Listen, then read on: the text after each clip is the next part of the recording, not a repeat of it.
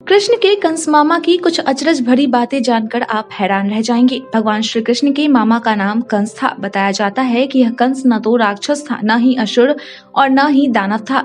जैसा कि हम सभी जानते हैं कि कंस के बारे में यह आकाशवाणी हुई थी कि उनकी बहन देवकी का अष्टम पुत्र ही उसका वध करेगा। इस भविष्यवाणी को सुनने के बाद से कंस हमेशा दहशत में रहने लगा था। आइए कंस के संबंध में आपको कुछ ऐसी आश्चर्यजनक बातें बताते हैं जिसे जानकर आप हैरान रह जाएंगे।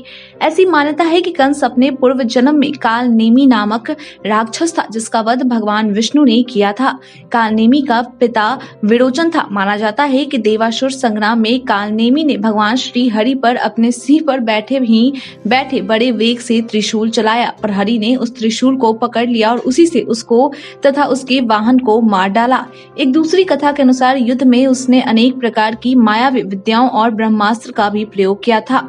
मान्यता है कि कालनेमी का ही कंस के रूप में उग्रसेन के घर में जन्म हुआ था। सूरसेन जनपद के राजा अंधक वृष्णि संघ के गण प्रमुख उग्रसेन कंस का पिता था। कंस भगवान कृष्ण का रिश्ते में मामा लगता था। अंधक, अहिर, भोज, गौड़ आदि 106 कुलों को मिलाकर उस काल में यादव गणराज्य कहा जाता था। उग्रसेन यदुवंशियों राजा आहु के पुत्र थे। इनके 9 पुत्र और 5 पुत्रियां थी। कंस अपने भाइयों में सबसे बड़ा था। देवकी का विवाह वसुदेव से हुआ था, तो वही उग्रसेन की अन्य पुत्रियों का विवाह भी वसुदेव के छोटे भाइयों से हुआ था। उग्रसेन की माता का नाम काश्या था, जो काशीराज की पुत्री थी, जिनके देवक और उग्रसेन 2 पुत्र थे। कंस ने अपने पिता उग्रसेन को राजगद्दी से हटाकर बंदी गृह में कैद कर दिया था और स्वयं सूरसेन जनपद की राजगद्दी पर कब्जा कर राजा बन गया था। सूरसेन जनपद के अंतर्गत ही मथुरा आता था। कंस के काका सूरसेन का मथुरा पर राज था। कंस ने मथुरा को भी अपने शासन के अधीन कर लिया था और वहां की प्रजा पर अनेक तरह के अत्याचार करने लगा था। आर्यावर्त में उस काल में मगध का राजा जरासंध अत्यंत पराक्रमी और सर्वप्रतापी था। जरासंध की पुत्री से कंस का विवाह हुआ था। इस कारण उसकी शक्ति और भी ज्यादा बढ़ गई थी। जरासंध पौरव वंश का था और मगध के विशाल साम्राज्य का शासक था। जरासंध की अस्ति और प्राप्ति नाम की 2 पुत्रियों का विवाह कंस से हुआ था। इस प्रकार जरासंध और कंस दोनों में काफी घनिष्ठता हो गई थी। शिशुपाल, जो यादव वंश और चेदी का राजा था, उसने जरासंध की गहरी मित्रता थी। यह शिशुपाल भगवान श्री कृष्ण की बुआ का लड़का था और इसकी आस्था भी कंस के प्रति थी। उत्तर पश्चिम दिशा में कंस ने कुरुराज दुर्योधन को भी अपना सहायक बना रखा था। जरासंध के कारण पूर्वोत्तर की ओर असम के राजा भागदन से भी कंस की अच्छी मित्रता थी। कंस के काका का नाम सूरसेन था। उनका मथुरा पर राज था। सूरसेन के पुत्र वसुदेव का विवाह कंस की बहन देवकी से हुआ था।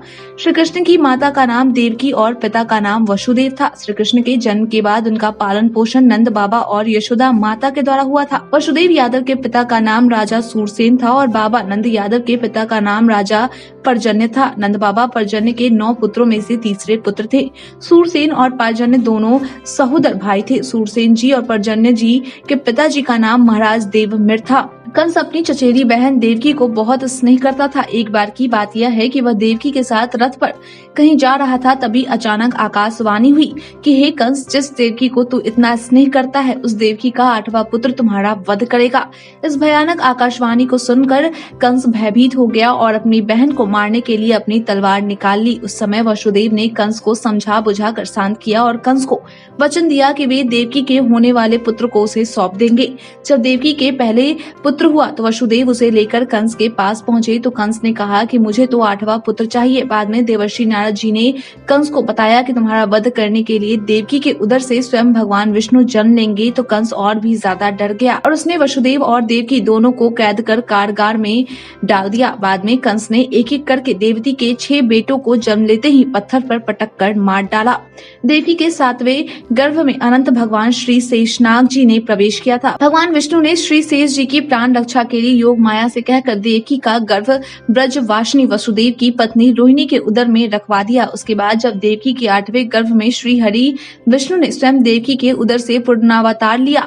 कृष्ण ने जैसे ही जन्म लिया, जेल के सभी संतरी सो गए और जेल के दरवाजे अपने आप खुलते गए। वसुदेव मथुरा की जेल से शिशु कृष्ण को लेकर नंद के घर पहुंच गए। बाद में जब कंस को यह मालूम हुआ कि देवकी का 8वां पुत्र का जन्म हो चुका है, तो उसने अपने सैनिकों से अपने राज्य के सभी नवजात शिशुओं को मारना शुरू कर दिया। बाद में जब उसके कृष्ण के नंद के घर में होने का पता चला तो उसने अनेक राक्षसों को कृष्ण को मारने के लिए भेजा, लेकिन सभी राक्षसों का श्री कृष्ण और बलराम ने वध कर दिया। इसके बाद कंस ने कृष्ण को मारने की एक योजना बनाकर एक समारोह में कृष्ण और बलराम को आमंत्रित किया। वह कृष्ण को वहीं पर मारना चाहता था, किंतु कृष्ण ने उस समारोह में कंस को बालों से पकड़कर उसकी गद्दी से खींचकर उसे भूमि से पटक दिया और इसके बाद उसका वध कर दिया।